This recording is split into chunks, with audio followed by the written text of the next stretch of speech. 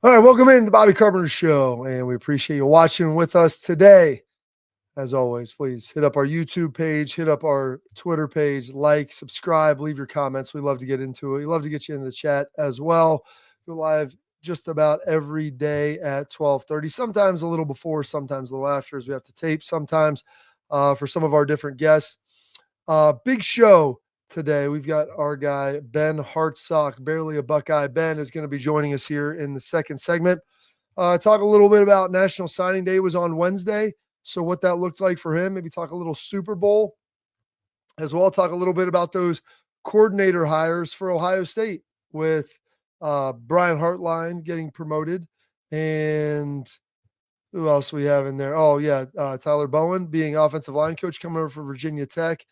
And then also Billy Fessler being promoted from assistant coach to quarterback coach. So a lot of that came out on Wednesday night. Get Ben's opinion on some of that. We're here on the eve of the Super Bowl. And it's always a sad time for me on the eve of the Super Bowl because ultimately with that means the football season is coming to an end. And we lament the fact that college football probably went too long this year, probably went a little too far. I don't necessarily need the national championship on the 20th. It would suffice with me if it was on, I don't know, let's say the 9th or the 10th again. And with the Super Bowl, the NFL talks of going to potentially 18 games. Roger Goodell is pushing that hard. And listen, as a fan, who don't want more football? People want quality football. The one thing about the NFL is every game matters. There's no load management. There's no off days. The only time you're taking a day off is if you've got everything wrapped up. And maybe at the end of the year, you're going to sit guys. But everybody ultimately plays. And so is there ever such a thing as too much football? I know we do mostly college here, but even with the NFL, we've got something just about every night of the week. You've got college games all day Saturday. You've got NFL all day Sunday. When you got games in Europe, you have them on Sunday morning. You got Sunday night. You got NFL Monday night. You get action Tuesday, Wednesday. NFL now on Thursday. You get some Big Ten action on Friday. You're getting the NFL on Christmas, and you're always Thanksgiving. You're back to Saturday again. Like there's a stretch where you have football on like 40 straight nights from like mid-October, end of October to like New Year's Day.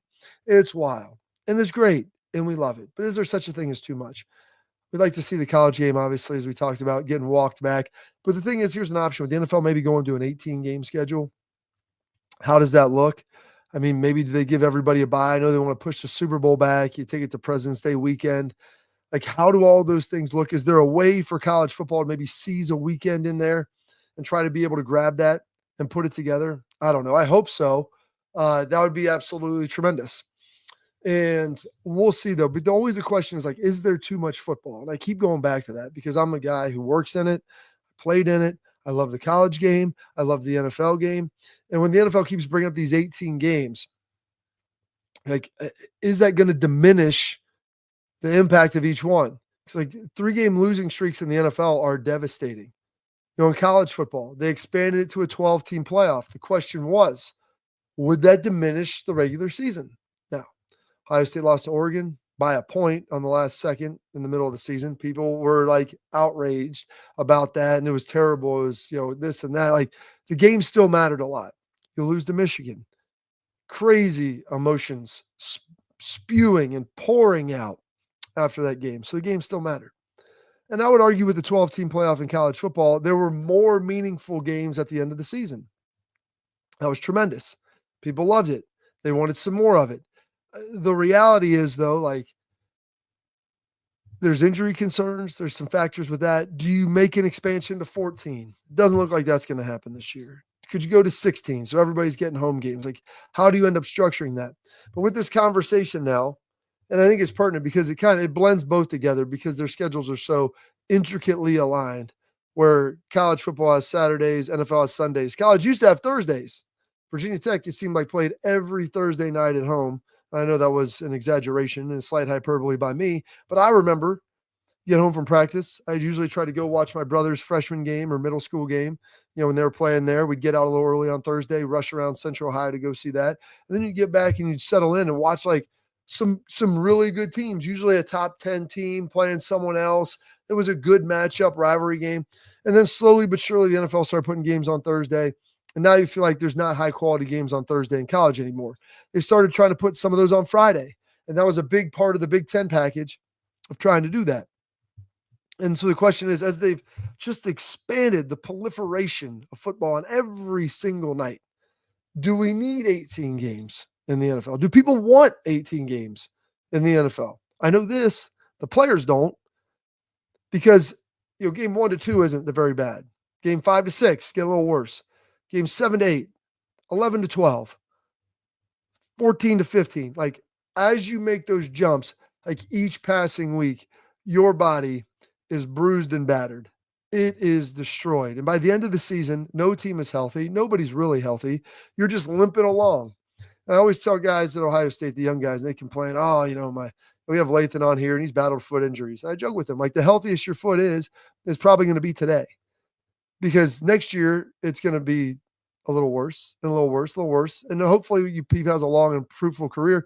All these guys, I want them to have long, fruitful careers, but you have these injuries. And I'm like, the best it's ever going to feel is right now. Because I'll tell you this, like, as you get older, like, you'll get done playing, you take a year off, first, second year, third year, like, you feel pretty good. And you may even feel better than you did when you were 20, because you're not just beating the hell out of yourself. But ultimately, those injuries begin to circle back. They begin to kind of creep back in on you. And then by the time you're 40, 45, 50, it's like, it's time for the knee replacement. My elbow hurts. I don't even remember hurting my elbow when I played, but it just hurts all the time now, which is what I'm battling, and it's brutal. And it's terrible. And like, that stuff's no fun. I don't enjoy it, not one little bit. And those are the things that guys are starting to think about now. And it's a trade-off you always make. And I know they talk about the concussions and everything, and this was the least amount of concussions in the NFL since 2014, 2015, like the last 10 years. I don't know if guys just aren't reporting it as much, like being more hypersensitive to it. I don't know if that stops it. It means you get guys off the field to play. Maybe more guys are trying to hide it a little bit better. I'm not sure. But you understand inherently the trade-off, that you are selling your body to a certain degree for the opportunity to enhance the quality of your life. And really, as I joke with my children, to enhance the quality of their lives. Because I might not even be around, as my dad would always tell me, hell, I'm not going to live past 55. Well, he's 70 now, or he'll be 70 on April 20th. So he's outlived that, and he's gotten to enjoy it some. But really, I mean, you're looking down the line, you're looking at your children, your family, and the life that you get to lead. And it's a pretty awesome thing. But with all that, like, there's always those trade-offs that you're making. And so you make some in college, you make some in the NFL. And the players' unions come out and say they don't want to see 18. NFL wants 18. They'll probably get to 18. When and how, well, that's going to be the interesting piece. Because the devil's in the details of that. And do you add a second bye week? Do you elongate it? Probably with those 18 games, the NFL announced they're playing a series in Australia. So they're going to have games down there. And so college, they're stuck at 12. They're not going to expand that at all. They got 13 if you count the conference championships, which those aren't going anywhere. Then you got the 12-team playoffs, so it could be 3 or 4 games depending on how what seed you ultimately get. But with that, potential play 17 games. Now, no one did it in college this year. No one ultimately had to play 17 games, so it wasn't that big of a deal. But ultimately, it could have been. And Ohio State suffered a number of injuries on the offensive line. Other than that, they were relatively healthy. There were some guys that missed some time here and there. There were some guys that were nicked up. But as you just continue to play more, that risk of injury, that injury rate goes up and up and up. It continues to climb and climb and climb. And that's why I was talking about those incremental changes of going from week 1 to week 2. That didn't bother me. Week 6 to week 7, that didn't bother me. It's you start creeping around Thanksgiving, and all of a sudden those extra games every week when you wake up and you're like dragging down, and it hurts and it's hard. And you get guys who have been limping through one injury, and because of their overcompensating, pick up something else. And I don't mean to sit here and belabor the point and sit here, woe is me, because I'm not asking for any sympathy. How on Thursday I slipped getting out of my car at the radio station in the morning because they're black ice, and smoked myself on my back.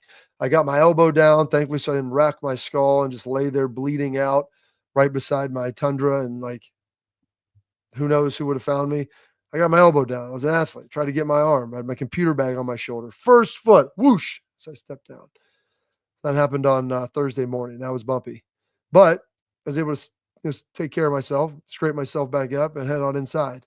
You know, but there's all kinds of stuff that can ultimately happen. There's all kinds of injuries. There's all kinds of things that can go. And so, while I'm not asking for sympathy, and I don't think any players are, it just comes back to the question: like, can there be too much football? NFL ratings through the roof. College, um, college changed a little bit. Things things started things started happening and stuff started moving around, and do they have enough games? But the question is with them, like, they also are having some issues. Like, their viewership has declined a little bit, or at least flatlined some, and maybe people are consuming games in different ways, and different things are starting to happen. And you may be wondering, asking yourself right now, where's Schlegs? I texted him Buckeyes with a question mark. Are you coming on the show today? We got my guy, Ben Hartsock, who is usually pretty consistent, who will be with us. I'm expecting shortly. But I want to tell you about this.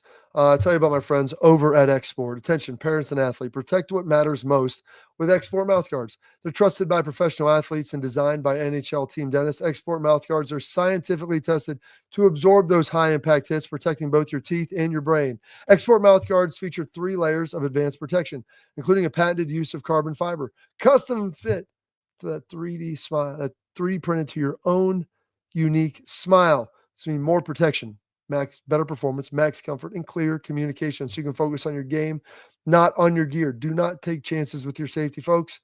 Talk about the concussions, the brains. Boom. Pop in an Export mouthguard and visit exportguards.com/Bobby. Save 15% on your order. Export, protect what matters most. This is the Bobby Carpenter Show. Hartsock up next.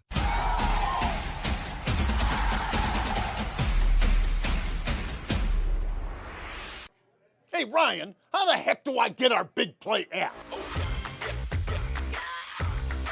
Experience Cleveland's fastest growing sports network, Big Play.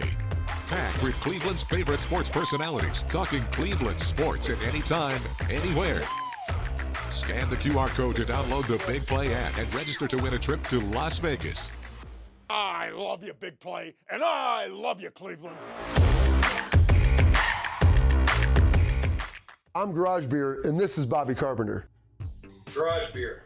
Beer flavored beer. Beef with an F? Okay, my bad. It's crisp and cool, and it doesn't taste like... I'm Bobby Carpenter. I drink in garages because my wife says I don't belong inside. If you like a cold breeze on your bag, drink Garage Beer. It's American, and so can you. Garage Beer.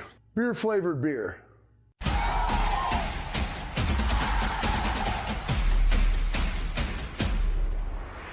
I joke and call him barely a Buckeye, but Ben Hartsock. Ben, National Signing Day. We got a bunch of stuff to cover.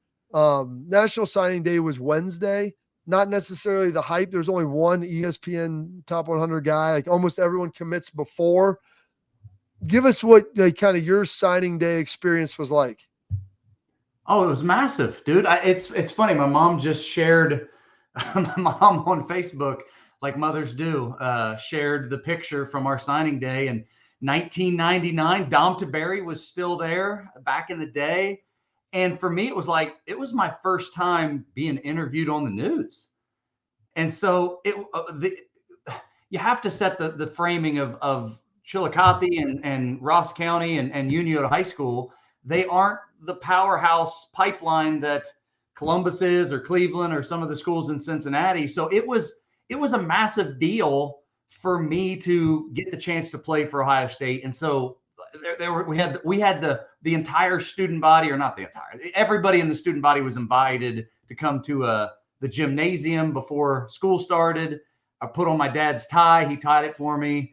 Put on this big circus tent size button down shirt, because I did, I still don't wear good clothes, but it was a huge deal, and it was a huge event. It is kind of wild how this main signing day has kind of faded into oblivion, because in my era and your era, I know it was the same. It was a massive, massive deal. So I got tremendous memories of it, man. It was a huge, huge thing. Something that I still cherish very much to this day. Yeah, it's interesting. Like, and I was from a smaller town like you. Yeah. So we did it in the cafeteria, and there was, a number of students in there beforehand, and it was a lot of fun. And yeah, that was my first time probably doing a TV interview, Ben. Like after that, we had like the North-South game and some different things like that. But yeah, I think that was the first time when someone came over, Dom Taberry and Clay Hall, like all the usual suspects we grew up watching. Yeah. And I mean, I was just trying to make sure I didn't do my best, like Ricky Bobby, like as you're talking and like your hands are coming up. I'm not sure really what to do, and just trying to not sound like an idiot basically on camera, but it kind of stinks. And so while this is all done before, like, do you like it? Like, do you think that that's better? No, I think this is it's a perfect example of the mismanagement of the college calendar. Is that the major signing day? There's still juice for the major signing day. It just happens right as we're celebrating conference championships and rivalry weekend and getting ready for college football playoff seeding. It shows how inefficient the college calendar is, because if you compare to what the NFL does, they move everything for maximum digestion for its fan base. Like the second that the NFL is over, they'll be going straight into combine. The second they get done with combine, they'll be going into free agency. The second they're done with free agency is the draft. Right after the draft, they do OTAs and sprint and summer ball, and then right into camp. Whereas in college, you've got that December madness where the portal opens, the signing day happens, you're preparing for the college football playoff, you're preparing for conference championships, and it doesn't allow for fan engagement to properly appreciate each and every one of us. So to me, it makes the most sense. There's a lot of debate on how to fix the calendar. Go back to that February date and let it stand on its own. And I know that it makes it harder on coaches to sign their recruits. The reason they started the early signing day is these coaches didn't want to continue to get poached. And so they move it up so you can get that guy to sign his dotted line. Well, as we are, we've already got de facto contracts in place.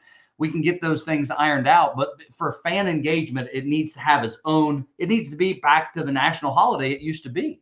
Did you like it being a national holiday with the hat? I was listening to Paul Feinbaum talk about this, and you and I were at the front end of this. As the internet recruiting began to grow with the proliferation of computers and websites and everything else, and you get guys off and they got like 85 hats up there. They've got like a shirt they peel off and then Hulkamania peel off another shirt.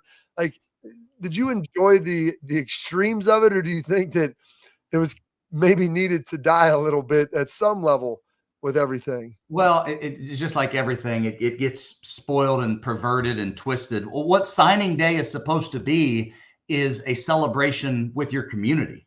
I've been saying this more recently about college. Is college is different than the pros because these guys all represent one of us. Now you were one of us in the purest sense, Bobby. You grew up in Lancaster. I grew up in Chillicothe. Jack Sawyer grew up in Pickerington. So being an Ohio State Buckeye, meaning one of us, is an extra dose for us. But one of us becomes James Laurinaitis from Minnesota. It becomes a Michael Jenkins who comes from Florida. These guys that come and becoming one of us. And so these signing days were that community offering their best and their brightest to go play for this university.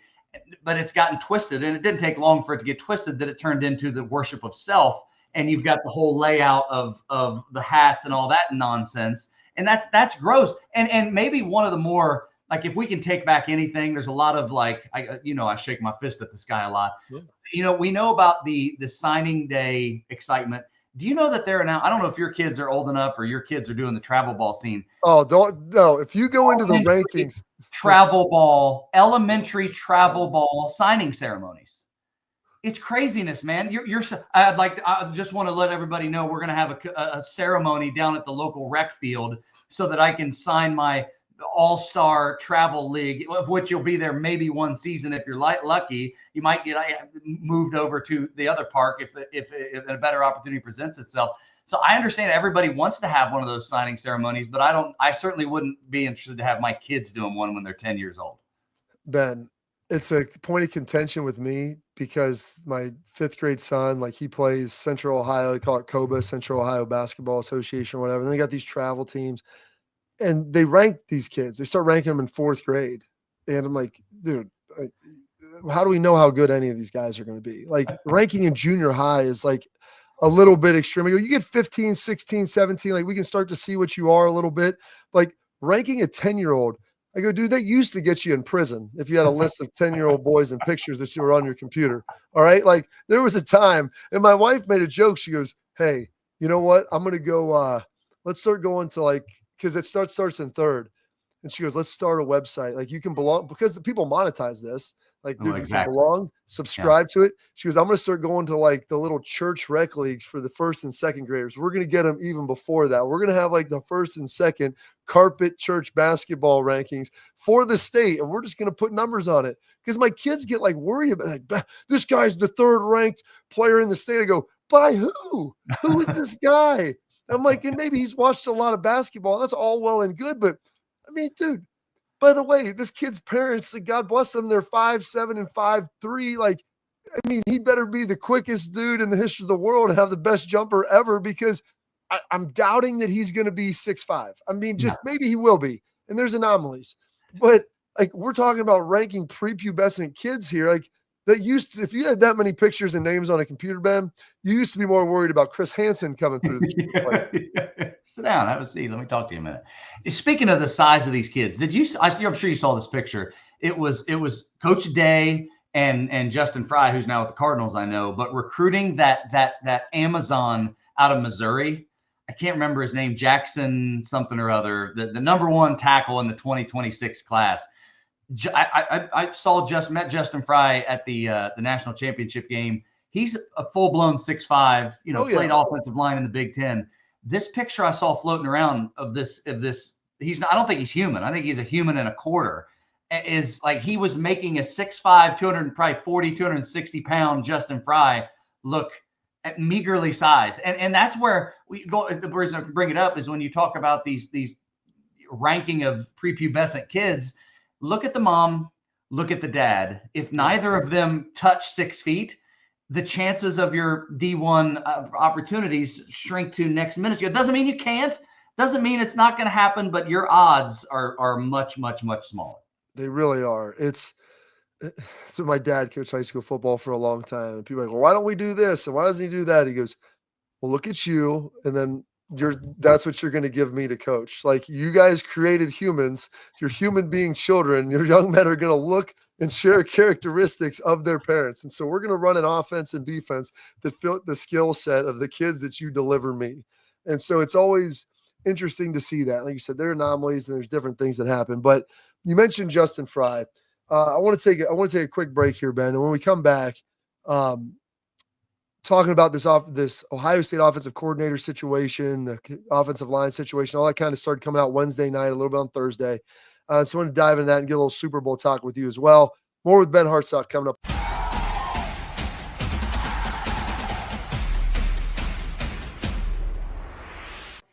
Hey, Ryan, how the heck do I get our Big Play app? Experience Cleveland's fastest growing sports network, Big Play. Packed with Cleveland's favorite sports personalities, talking Cleveland sports at any time, anywhere. Scan the QR code to download the Big Play app and register to win a trip to Las Vegas. I love you, Big Play, and I love you, Cleveland. I'm Garage Beer, and this is Bobby Carpenter. Garage beer. Beer flavored beer. Beef with an F? Okay, my bad. It's crisp and cool and doesn't taste like. I'm Bobby Carpenter. I drink in garages because my wife says I don't belong inside. If you like a cold breeze on your bag, drink Garage Beer. It's American, and so can you. Garage Beer. Beer flavored beer.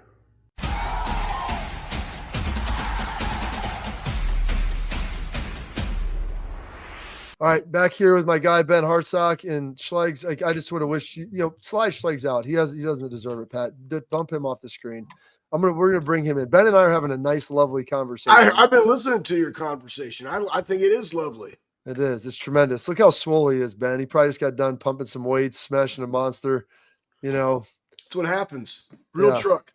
I love listening to Ben Hartsock because, first off, you're down there in the Chillicothe where you grew up, and you are, Ben. You're talking about these freaks of athletes. Like some of the kids I saw at signing day the other day, I'm just like, crap. And it's not females. It's just the dudes. Like, the females look normal. The dudes, on the other hand, they don't look normal. And so Did you guys? But think about this, Schlegs. I remember you lose your scale. Yeah. When we were in the locker room, you become accustomed to this is just what humans look like. But then you get out amongst Gen Pop, and you see. I'll never forget. It would have been, I think it was Mangold that caught me on this, because back when we did quarters, we would show up and we would do training camp in the first few weeks of the season before school even started. And so what would happen is school would start, I don't know, September, whenever, and you would go out on campus. But during training camp, you look at the cute little chubby cheek freshmen and get to know these little puppies, right? But then fast forward to when school starts, and I remember vividly walking across the oval and looking across and seeing, like, good Lord, is that a Yeti? What is that? And it was Mangold. Yeah. But I hadn't seen Mangold in relation to normal sized humans, because I just saw him as a cute little rookie. Well, especially when you play like big skill positions, because you're kind of the average guy in the locker room, usually 6'2" to 6'5", 245 to 260. And that's just the average guy. And then people ask us, like, I'm average size. Like, no, you're not. Like, not relative to normal people. I'm like, but in an NFL locker room or college locker room for that matter, like 6'3" is very basic height. And like 245, like, there's a lot of guys I still wouldn't want to mess with, just given on that scale. So yeah, you 100% lose what Gen Pop and normalcy looks like. Wednesday night and Thursday, there was a lot of news that was breaking, Ben. Ohio State lost Chip Kelly, that's Justin Fry, O-line coach and their offensive coordinator, and he was their quarterbacks coach as well, to the NFL. Jim Knowles goes to Penn State. Ryan Day makes the announcement. They're going to bring in Tyler Bowen, offensive line, or as offensive line coach. He was a coordinator at Penn State, coordinator at Va-Tech. He was actually a co-coordinator with Chip out in UCLA. Coached with Schlegs in Jacksonville recently. Then they promote Hartline to OC. Billy Fessler slides in there. And so, like, that pairing, keeping continuity while bringing in some new blood, kind of what are your thoughts on Ryan's situation of how he handled that? Yeah, I mean, there's examples of outside faces being successful. Saban did that more often than not. And then there's examples of guys that promoted from within and it went well. That when Dabo replaced his coordinators, he did more internal hires to mixed levels of success. I think ultimately it comes down to the importance of the coach setting the expectations and maintaining the standard.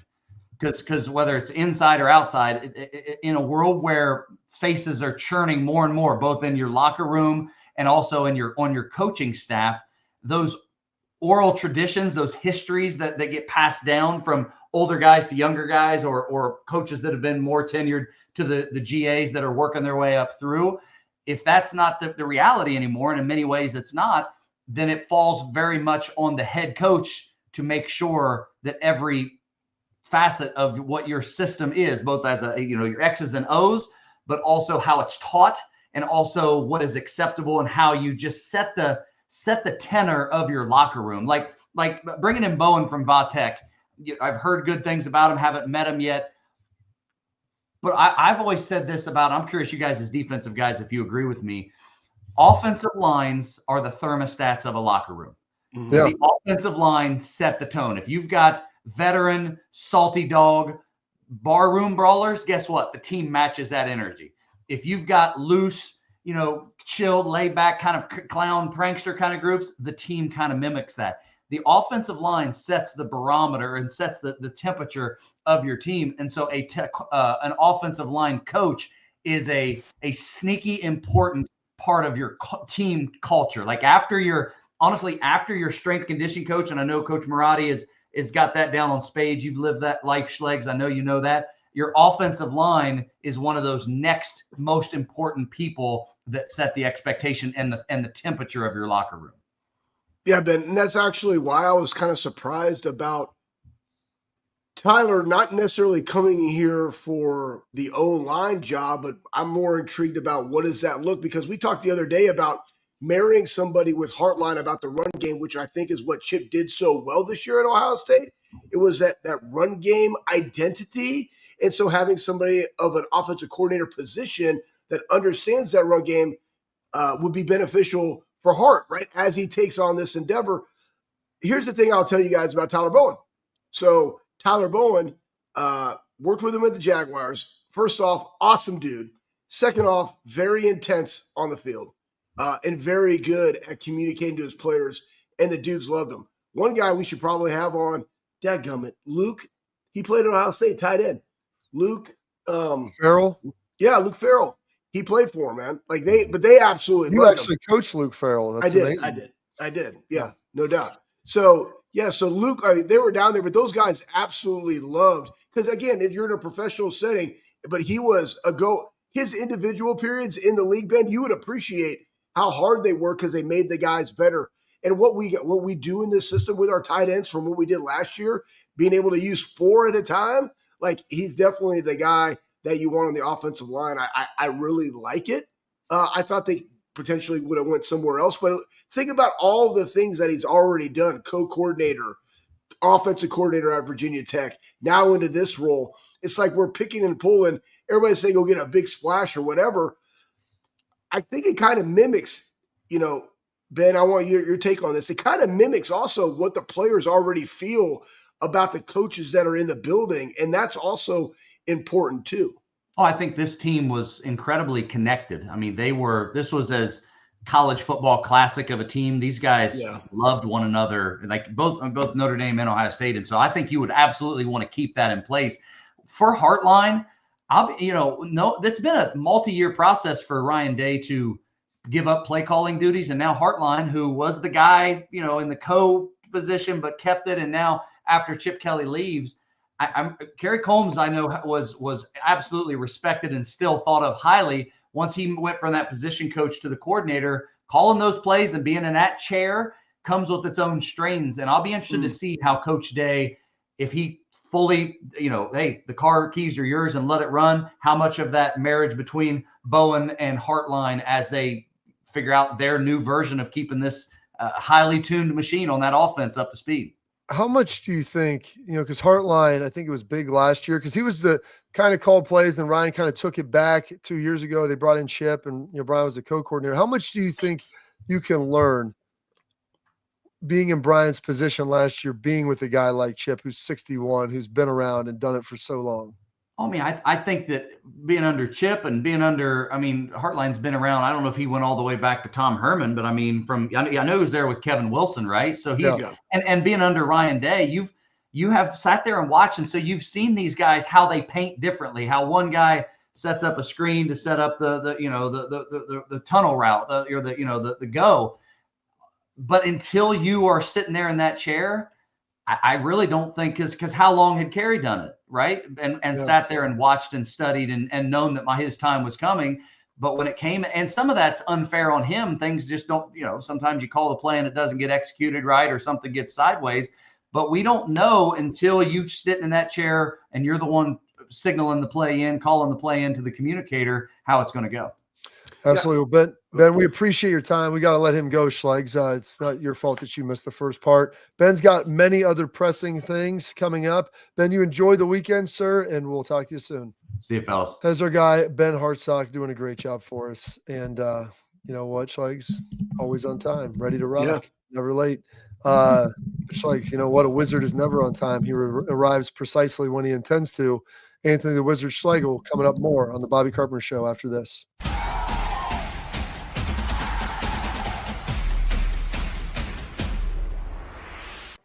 Hey, Ryan, how the heck do I get our Big Play app? Experience Cleveland's fastest growing sports network, Big Play. Packed with Cleveland's favorite sports personalities, talking Cleveland sports at any time, anywhere. Scan the QR code to download the Big Play app and register to win a trip to Las Vegas. I love you, Big Play, and I love you, Cleveland. I'm Garage Beer, and this is Bobby Carpenter. Garage beer. Beer flavored beer. Beef with an F? Okay, my bad. It's crisp and cool and doesn't taste like. I'm Bobby Carpenter. I drink in garages because my wife says I don't belong inside. If you like a cold breeze on your bag, drink garage beer. It's American, and so can you. Garage beer, beer flavored beer.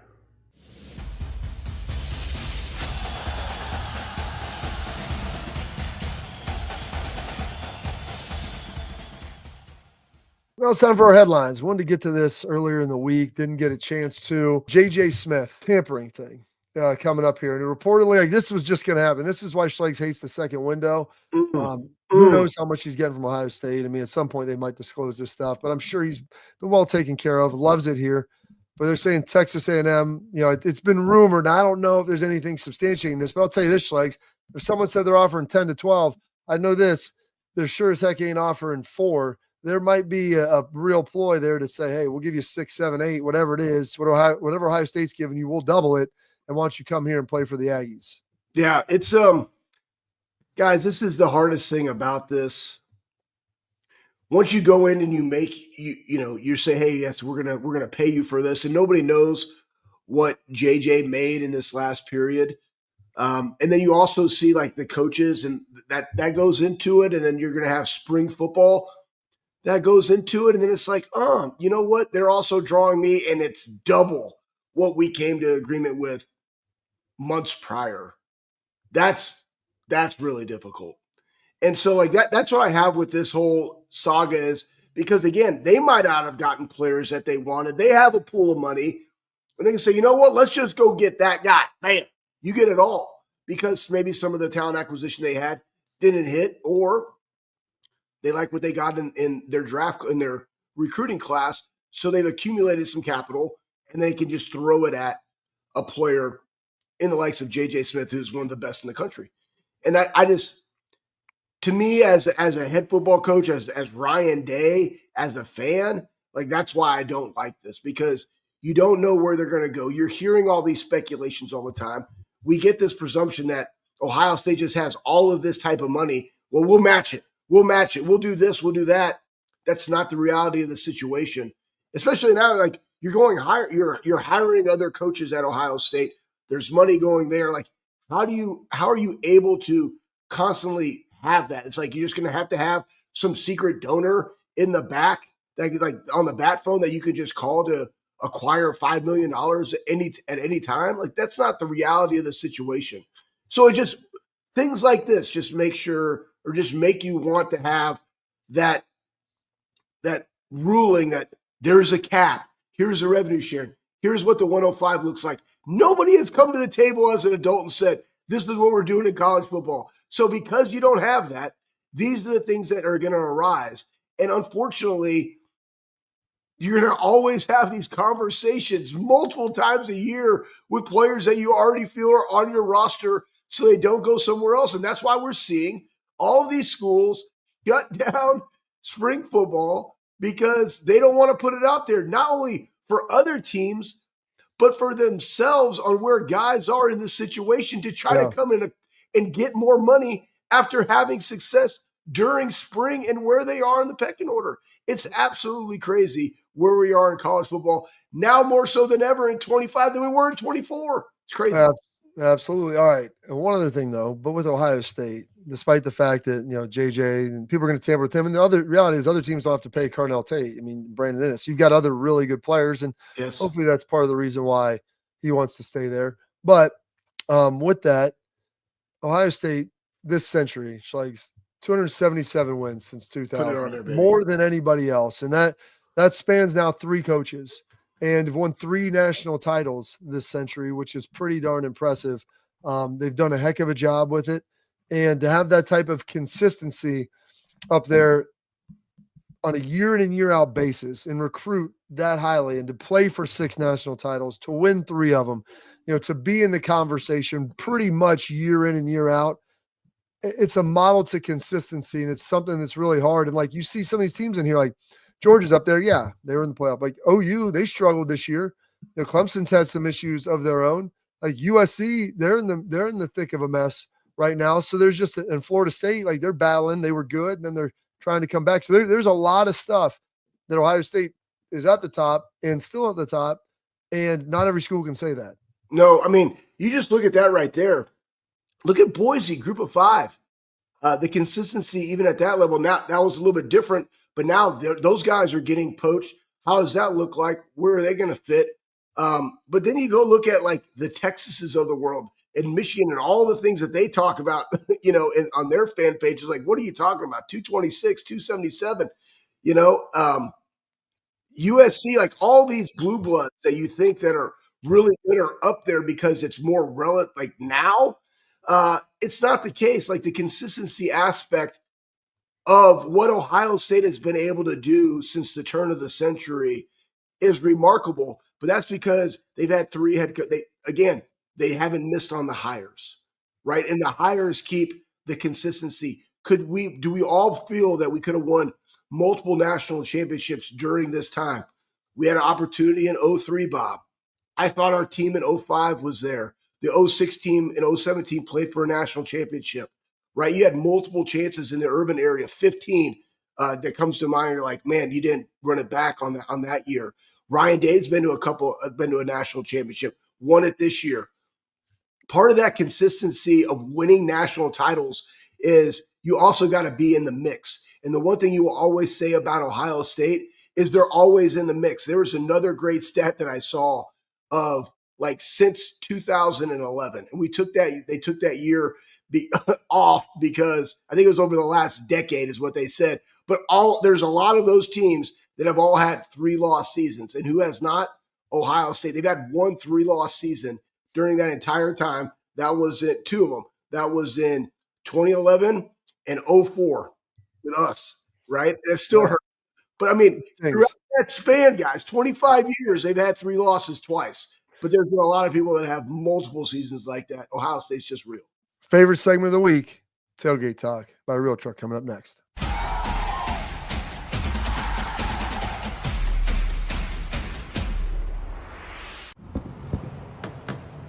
Get the most out of work, life, and all your outdoor adventures with top-selling upgrades for your truck. Guaranteed fit, free shipping, easy install, expert support, and thousands of dealers just a click away. Bring your truck to life. Real Truck. Upgrade today and save between $50 and $400 on select Real Truck products. Visit realtruck.com/specials.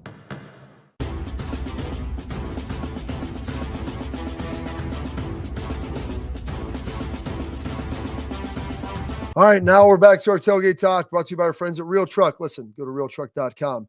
They can outfit your truck immensely with all the things you want, your Jeep, your Bronco, whatever it is, dude. Take it to the next level with some sweet tires, jack that thing up, whatever you need. New cover for your truck, winch for the front, new brush guard, seat cover, all the stuff, steering wheel cover. They got coolers. They've got everything.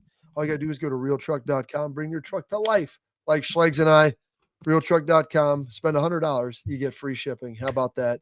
Time for some Tailgate Talk. Interesting, Schlegs responded to some of the comments from our show on Wednesday. It was interesting. It said, coming from Cromwell Severed Head. Fantastic. Thanks for sharing the story about your recruitment, Bobby. Been trying to imagine what it must have been like for a 17-year-old kid to deal with, adoration, pressure under the microscope. Nice to hear self-conscious enough to give this decision the gravitas it deserves. It reflected recognition on your part. Privileged, have options, not to be taken lightly. Kudos to your parents.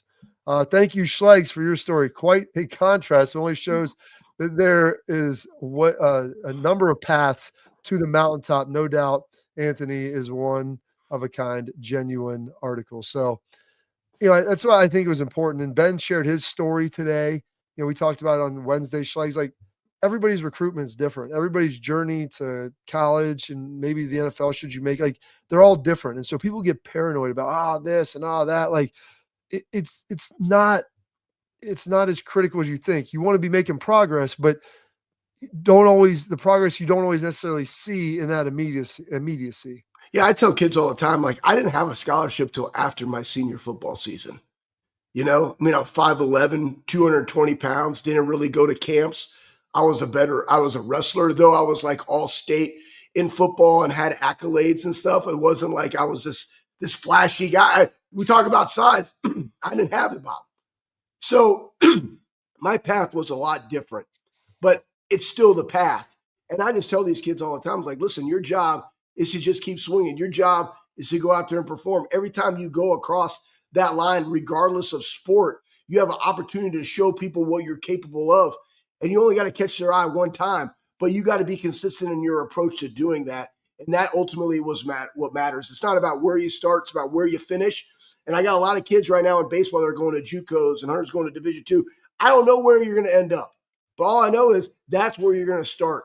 And just continue to work, continue to be a pro, continue to do the things that are required. Love your sport, love your craft. That will carry you further than just a place that where you start at. Coming up, we'll wrap up the week with our Dude of the Week.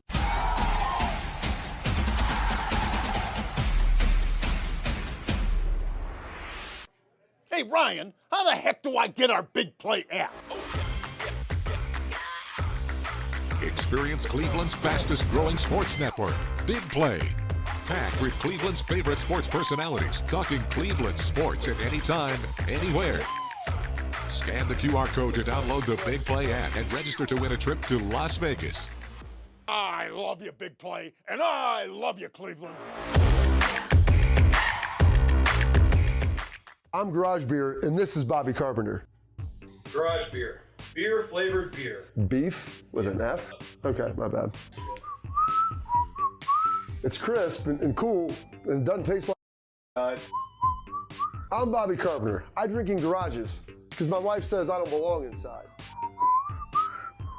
If you like a cold breeze on your bag, drink Garage Beer. It's American, and so can you. Garage Beer. Beer flavored beer.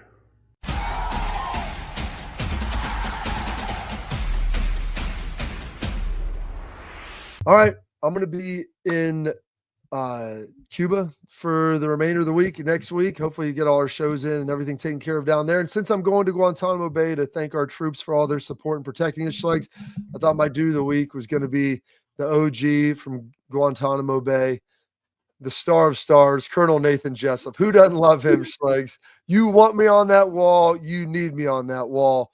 That is my Dude of the Week. You don't get a Dude of the Week for showing up late. We'll see you guys Monday. Talk to you then.